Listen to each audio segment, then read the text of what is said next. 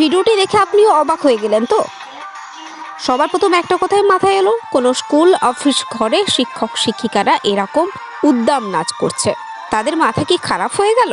অনেকে অনেক রকম ভাবে নিজেদের ক্ষোভ উগরে দিয়েছেন কমেন্টের মাধ্যমে। কেউ লিখেছেন এরা নাকি সমাজ করার কারিগর, এরা নাকি ভবিষ্যৎ প্রজন্মকে দাঁড় করাবে, এদের যদি এই অবস্থা হয় তাহলে ভবিষ্যৎ প্রজন্ম কি শিখবে।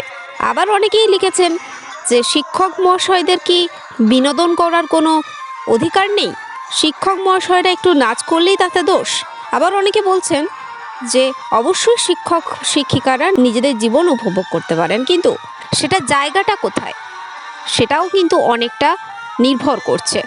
স্কুল অফিস রুমের ভিতরে নিশ্চয়ই নয়।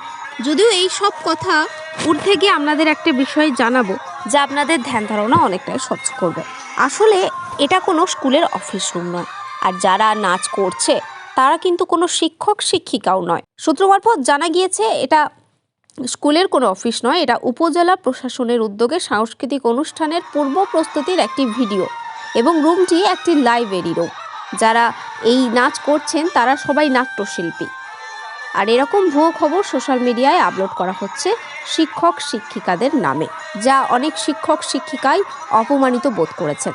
তাই যে কোনো ভিডিও পোস্ট করবার আগে অবশ্যই সত্যতা বিচার করে নেওয়াই উচিত। ব্যুরো রিপোর্ট, সুন্দর বাংলা নিউজ।